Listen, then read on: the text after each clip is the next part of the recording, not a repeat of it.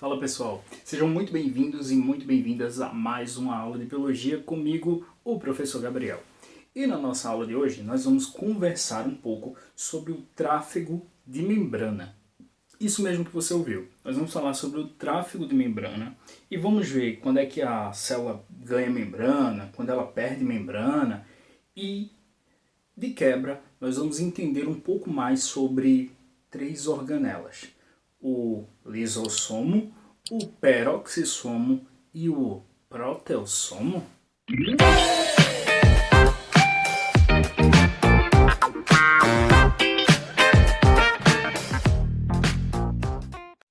Nossa aula de hoje será um pouquinho diferente, até porque, embora nós estejamos estudando as organelas citoplasmáticas, eu vou justificar a existência de duas delas a partir de um conjunto de fenômenos que são conhecidos popularmente como tráfego de membrana. Esse conjunto de processos consiste na saída e na chegada de pequenos fragmentos da membrana plasmática que vão migrar desta até o complexo Golgi e talvez do próprio complexo Golgi para a própria membrana.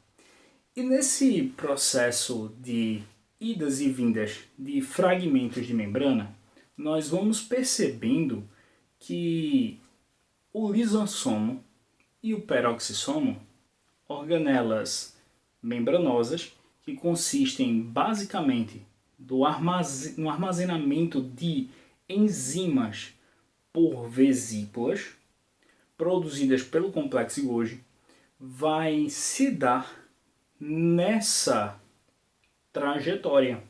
Então, graças ao tráfego de membrana, que existem organelas como o lisossomo e o peroxissomo. Se tu não está entendendo, fica tranquilo, a gente vai começar a entender agora.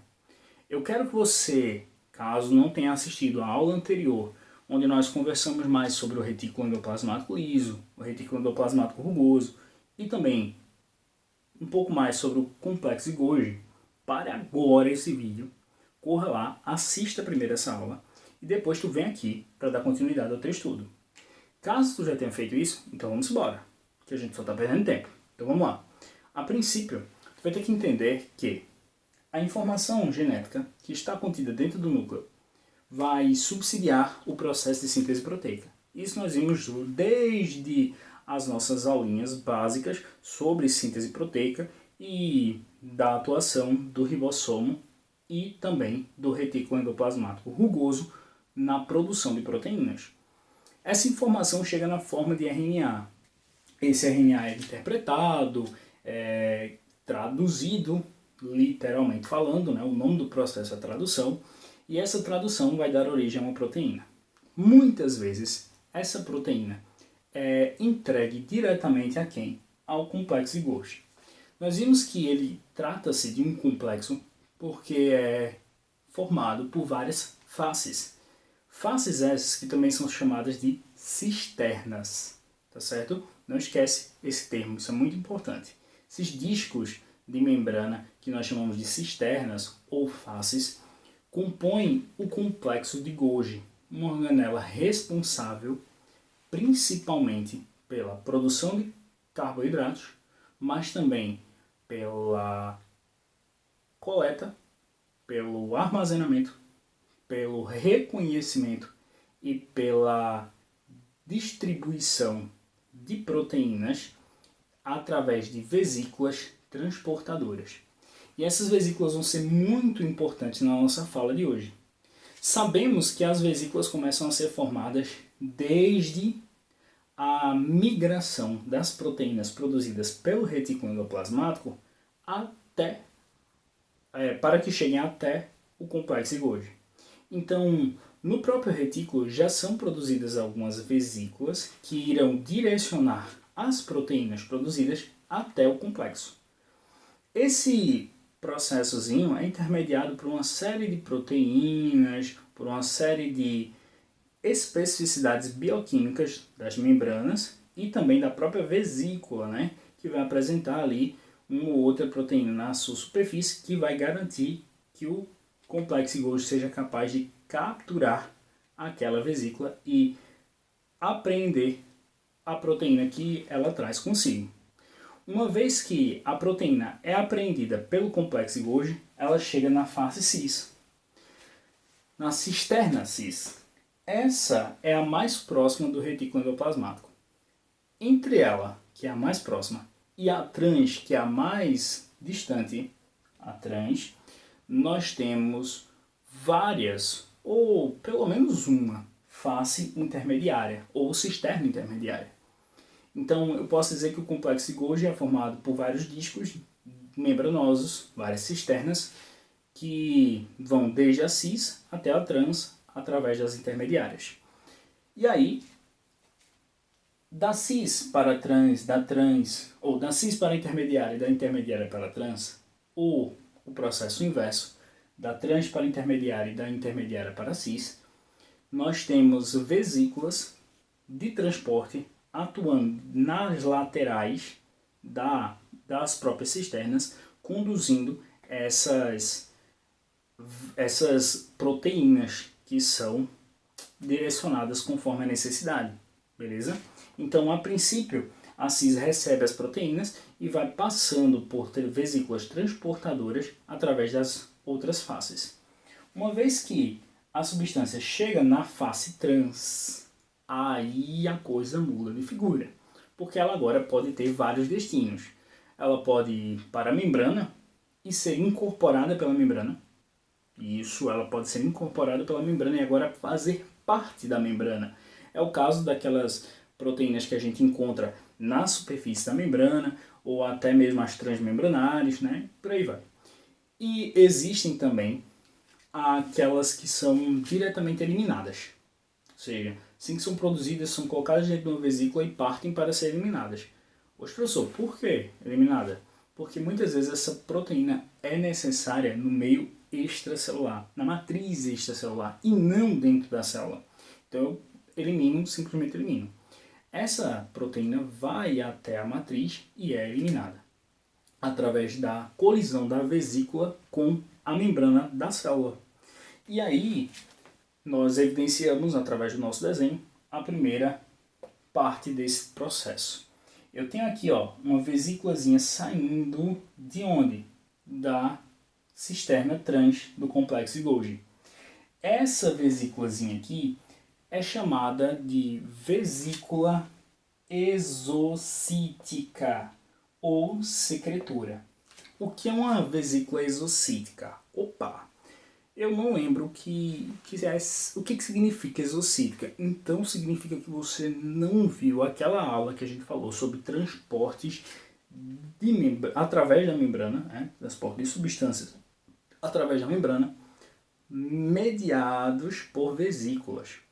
Volta lá, assiste. É interessante. Tu vai saber o que é exocitose, tu vai saber o que é pinocitose, tu vai saber o que é fagocitose, tu vai saber o que é endocitose, tu vai saber o que é uma porrada de conceitos dos que a gente vai falar aqui hoje. Caso tu já tenha assistido, vamos embora, vamos continuar. Então, essa vesícula exocítica é uma vesícula que visa o quê? Levar para fora da célula algo. Que algo é esse? Alguma substância que foi produzida. E aí a gente já sabe que ela foi produzida pelo próprio retículo endoplasmático. Cuidado para não confundir a vesícula exocítica ou vesícula secretora com o corpúsculo residual. O corpúsculo residual é formado mediante a heterofagia, mediante a ação de um lisossomo. Isso a gente já viu, mas a gente vai retomar nessa aula de hoje. Então, lembra aí que quando a proteína é produzida, entregue ao complexo de Golgi e de imediato ele já parte para a sua eliminação, eu não estou falando de um resíduo gerado pela célula, não. Eu estou falando de uma proteína que atuará fora da célula. Essa proteína que atuará fora da célula não é um resíduo, e sim uma secreção. Essa vesícula exocítica é do tipo vesícula secretora, certo? Existem eliminações que se baseiam naquilo que eu não quero ou seja, um resíduo de algo que eu metabolizei, eu não quero mais, e tem aquilo que tem uma finalidade. Quando tem uma finalidade é secreção, quando não tem uma finalidade é excreção. Então, vesícula secretora, a substância que está dentro da vesícula é importante, tem uma finalidade. Vesícula excretora, ou também chamada de corpúsculo residual, é nada mais nada menos que um resíduo de uma dada reação metabólica que não é essencial para a minha célula, ou ainda nem mesmo para a matriz extracelular, ou para a membrana. Então deve ser eliminada, deve ser excretada, beleza? Então a vesícula exocítica levará a substância para uma exocitose. Exocitose, ose significa o quê? Processo. Cito, célula, e exo, para fora. Fora, né? Então vamos lá, o processo que leva para fora da célula. Sacou? Então, estou levando para fora da célula. E vê que interessante. Na realidade, essa vesícula nada mais é do que uma membrana. A gente sabe que as cisternas do complexo Golgi são membranosas. Afinal de contas, o próprio complexo Golgi é uma organela membranosa. Nessa perspectiva, eu vou simplesmente jogar para fora essa membrana? De jeito nenhum. Essa membrana é importante. Eu não vou ficar produzindo membrana a qualquer hora, não. Eu vou começar a aproveitar desse tráfego que existe entre o próprio complexo Golgi e a membrana plasmática para aumentar a nossa própria membrana. Então, quando a vesícula vem que colide com a membrana plasmática, ela se abre e é incorporada à membrana. Então, percebam que a própria vesícula abre, cola aqui, ó, abre duas pontinhas na membrana e começa a fazer parte dela, eliminando a substância, que pode ser resíduo, caso seja um corpúsculo residual, e pode ser simplesmente uma substância que está sendo exocitada. Então, esse fenômeno de exocitose pode aumentar a membrana plasmática. Professor, e se for resíduo? Tem um nome específico, né, que o senhor falou lá nas aulas de transporte de substâncias através das vesículas? Sim. Então, nós temos aqui, ó, plasmocitose. Sempre que houver uma vesícula excretando, né, eliminando resíduos, sempre que tiver um corpúsculo residual, eu estou realizando uma plasmocitose. E aí, pessoas, vem pra cá. Eu tenho um fenômeno de pura e simples eliminação de substâncias. Mas, e se eu armazenar temporariamente uma dada substância? Como é o caso das várias proteínas que são produzidas pelo retículo endoplasmático e o complexo Golgi realiza a construção da vesícula que irá temporariamente armazenar aquela substância. O que vai acontecer, professor? Simples. Eu vou ter muitas vezes a formação da catalase, que é uma enzima responsável pela quebra de peróxido, tá? Quem não viu as aulinhas de química, procura com outro professor, não é comigo não. Mas dá uma olhadinha o que é peróxido, tá? Muito importante. Um dos peróxidos mais conhecidos é a água oxigenada. A água oxigenada é o H2O2, um peróxido bem simples, muito conhecido, que é tóxico para a nossa celulinha. Então a catalase é uma enzima que atua diretamente na quebra do peróxido. E essa quebra se dá porque a catalase é uma enzima. Gabriel, lembra aí o que é uma enzima? Enzima é uma substância orgânica que não altera seu estado ou sua composição, melhor dizendo, não altera sua composição de jeito nenhum mediante a sua atuação. E essa atuação consistirá em quê? No efeito catalítico, ou seja, na catalisação de uma reação, fazendo com que a substância alvo seja modificada ou até mesmo quebrada. Ou seja, ocorra lise da molécula-alvo. É o que, Gabriel? Traduz isso aí. Enzima é uma substância que vai ou quebrar uma outra substância, uma molécula, ou simplesmente transformar, mudar, modificar aquela molécula que ela irá atuar, mas sem alterar o seu estado, sem alterar em nada a sua composição.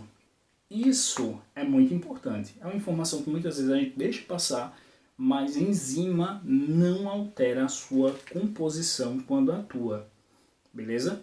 E aí eu posso ter uma quebra, formando 2, 3, 4, 5, sei lá, quantos produtos vão gerar mediante a atuação da enzima, ou simplesmente eu posso converter uma substância em outra mediante a atuação dessa enzima. E aí, a catálise ou catalase vai atuar exatamente, melhor dizendo, catalase, tá? O correto é catalase. A catalase vai atuar justamente na quebra da água oxigenada, da substância que a gente conhece como peróxido. Então, o peróxido, qualquer peróxido, ou mais especificamente o peróxido de hidrogênio, a água oxigenada, vai se quebrar dentro da minha célula mediante a atuação da catalase e vai se transformar em água e oxigênio. Beleza? Então eu quebro as moléculas de H2O2, do peróxido de hidrogênio, e transformo essas moléculas em água e oxigênio. E eu posso agora usar, a meu favor, a água e o oxigênio. Mas essa enzima é muito poderosa e não pode ficar solta por aí. Então o meu retículo endoplasmático, quando produz, ela entrega ao complexo de Golgi e esse faz uma vesícula, armazena ela. E vai armazenar por tanto tempo que muitas vezes, se ela encontrar um peróxido boiando por aí na minha célula, no meu citoplasma, ela simplesmente atua como agente desintoxicador. Então ela vai atuar na desintoxicação da minha célula, quebrando o peróxido. Ah, professor, então na verdade ela é uma vesícula de armazenamento. Mas, mediante o tempo que ela fica dentro da célula, ela acaba atuando como uma organela. Exatamente. Ah, que massa! O que mais ela faz? Bom, essa organela, conhecida como peroxissomo, sacou? Peroxissomo, o peróxido, né? Então, o peroxissomo nada mais é do que a organela que vai, primeiro, realizar a desintoxicação celular no que concerne a presença de peróxidos. Segundo, não confundir, pelo amor de Deus, não confundir com desintoxicação celular no que concerne a álcool, beleza? Isso aí é outro departamento. Eu estou falando de peróxidos. E aí, o nosso peroxissomo vai atuar também na quebra de alguns lipídios e na síntese de alguns esteroides, principalmente, alguns lipídios, esteroides principalmente, certo? E até mesmo na produção da bile, tá? A bile lá dos sais biliares, enfim, para atuar no teu TGI, vamos ter muitos lisossomos, beleza? Por isso que uma das estruturas a nível de organismo que encontramos muitas organelas do tipo peroxissomo é o fígado, certo? Então nas células do fígado, nas células hepáticas, nós temos bastante lisossomo, peroxissomo, beleza? E outra enzima que pode ser armazenada em vesículas é o conjunto de enzimas das hidrolases. Hidro significa água, ase vem de enzima. Então a enzima da água, como assim, Gabriel? É a enzima que adiciona água para realizar o efeito catalítico, ou seja, para realizar a quebra. É a enzima que proporciona a quebra mediante a adição de água. Então a hidrolase é uma enzima que promove hidrólise, quebra mediante a presença de água. É comum realizarmos quebra de carboidratos, lipídios, proteínas, mediante a inserção da molécula de água. Ou seja, a hidrólise ela quebra carboidrato, lipídio e proteína. Opa, perfeita então, né, Gabriel? Para digestão? Sim, perfeita para digestão. Quando eu adiciono a hidrolase nas moléculas, nas biomoléculas que são fundamentais para minha alimentação, eu vou conseguir quebrá-las em suas subunidades menores e utilizar dessas subunidades. Por exemplo, proteínas. Mediante a atuação da hidrolase, eu vou fragmentar em aminoácidos. Ah, que massa! Lipídios. Mediante a atuação da hidrolase, eu vou transformar em ácidos graxos. Polissacarídeos. Quebro monossacarídeos. Ah, que massa! Então, ela que está diretamente ligada, essas enzimas, as hidrolases, que estão diretamente ligadas ao processo de digestão da célula, sim. Tanto que elas formam os lisossomos, tá? Lisossomos. Mas tem um processozinho aí sobre o lisossomo que eu tenho que enfatizar. Primeiro, o lisossomo, ele é produzido quando as hidrolases são armazenadas em uma vesícula.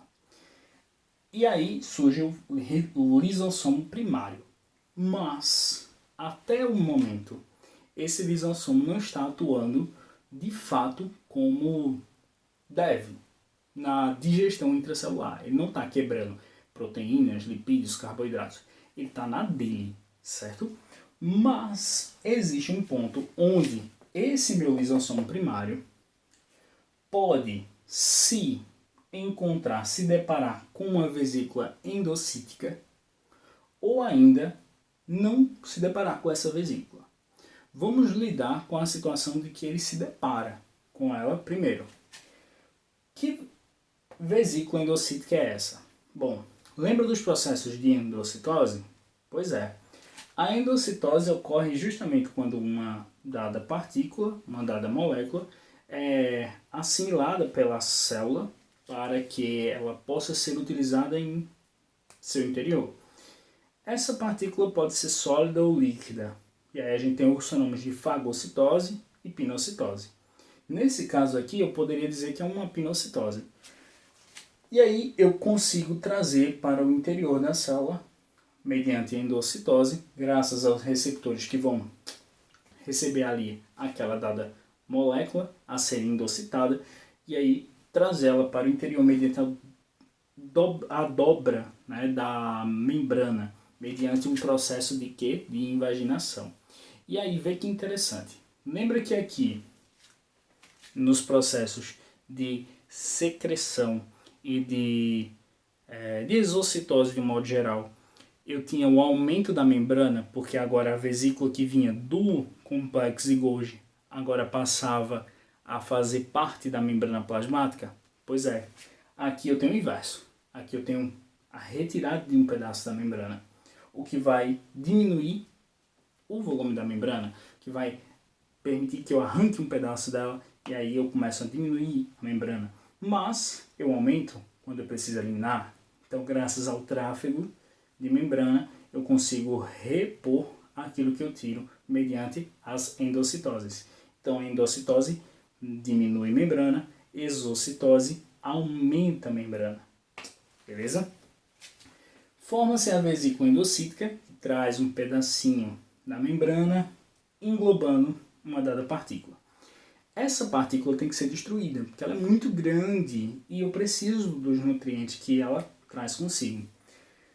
Graças à liberação dos triquélios de clatrina, que vocês viram comigo na aula passada, a nossa vesícula endocítica está pronta para se ligar ao lisossomo primário.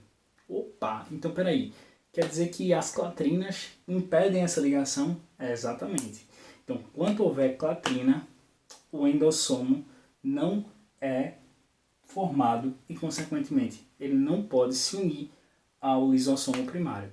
Então, a presença de clatrina faz com que essa vesícula endocítica seja chamada de vesícula pinocítica, tendo em vista que é uma pinocitose, porque se houvesse projeção de pseudópode seria uma fagocitose, e aí seria uma vesícula fagocítica, certo? Então, vesícula pinocítica traz aí consigo um líquido. Graças à presença da clatrina, ela ainda é uma vesícula pinocítica, mas com a saída da clatrina, ela vira agora uma vesícula endocítica, que vai permitir a inserção do lisossomo primário a ela. E eu vou falar agora sobre endossomo, só para te dar um norte aí do que é um endossomo. Existem 3 tipos de endossomos. Endossomos, na verdade, são vesículas vazias, vamos dizer assim, de uma forma bem simples, tá? Estou te explicando. São vesículas vazias que podem se acumular como endossomo precoce, que é o endossomo primário, que vai ficar mais perto da membrana. Essas vesículas que se formam e não são eliminadas ou não incorporam a membrana ou até mesmo ao complexo Golgi, ficam em bolsas pequenininhas, circundando aqui a periferia da membrana, chamado de endossomo primário. E esse endossomo primário pode encontrar-se com lisossomos primários e formar um lisossomo secundário, pode se encontrar com outras vesículas e ficar maior, pode se incorporar a membrana. Então imagine que são vesículas vazias. Existe o endossoma, ou endossomo, que é a sua versão final, o terminal, que muitas vezes é o que se associa de fato, e existe um endossomo que vai se encarregar de reciclagem, que ele vai se encarregar de pegar esses receptores das vesículas que entram na célula e devolver eles para o meio externo. Tá? Muitas vezes, ainda quando a vesícula endocítica está entrando na célula e ainda não liberou a clatrina, ele simplesmente vai lá, pega os receptores e leva para a membrana, a grosso modo, a membrana externa, a membrana plasmática, para que ela não perca os receptores ou até possa reaproveitar eles. Uma vez que a vesícula endocítica se encontra com o lisossomo primário, ocorre a formação do endolisossomo, que lá na aula de transporte por vesícula nós chamamos de fagolisossomo. Esse fagolisossomo, ou endolisossomo, é também conhecido popularmente como lisossomo secundário. Esse irá destruir a molécula que está ali dentro, que foi endocitada, e vai gerar um corpúsculo residual, que posteriormente vai ser liberado para o meio extracelular, devolvendo ali para o meio extracelular os resíduos que foram obtidos mediante a metabolização daquela substância que entrou e devolvendo um pedacinho da membrana que foi arrancada quando do processo de endocitose. Mas percebam que muitas proteínas foram produzidas e armazenadas em vesículas. Então produzia proteínas, botava dentro da vesícula. Produzia proteínas, botava dentro da vesícula. E esse fenômeno aconteceu diversas e diversas vezes. Mas será que sempre a proteína sai 100%? Ela sempre sai funcional? Ela sempre sai como eu queria? Não. Às vezes ela não sai como eu queria. E eu tenho um mecanismo para reciclar essa proteína. É o chamado proteossomo. Proteossomo é uma organela em forma de barril que vai se encarregar de capturar as proteínas que estão sem funcionar devidamente na minha célula e fragmentá-las em aminoácidos que podem ser reutilizados para uma nova síntese proteica. Então, por exemplo, se eu não preciso mais de uma dada proteína que eu produzi durante a divisão celular e agora a célula está em intérfase, não preciso mais daquela proteína, o nosso proteossomo pode se encarregar de fragmentar aquela proteína e devolver para o citoplasma os aminoácidos que poderão ser reutilizados mais para frente. Eu espero que vocês tenham gostado da aula. Eu me empolguei e tirei direto. Vai sem edição, mas só com a edição da abertura, né, da nossa intro, mas eu espero que vocês tenham curtido, eu espero que vocês tenham gostado da aula, e se você gostou, clica aí embaixo no curtir, compartilha com os teus amigos o canal. Nós estamos com mais de 700 inscritos e eu quero contar com a tua ajuda para que a gente possa chegar finalmente aos 1000. Agora a meta é 1000, certo?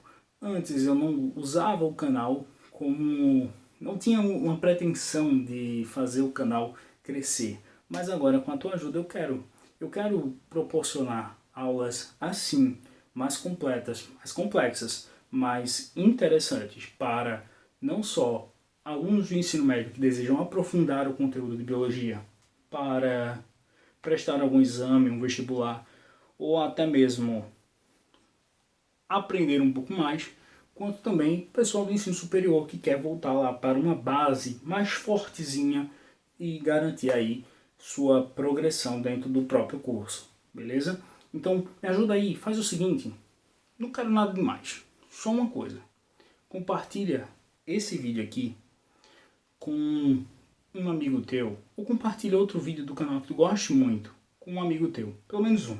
E aí, vamos ver se a gente bate essa meta de 1000, beleza? Cada um convida um. Vamos fazer essa galera aqui da biologia crescer, beleza? Fiquem com Deus, um grande abraço do professor Gabriel e até mais. Tchau, tchau.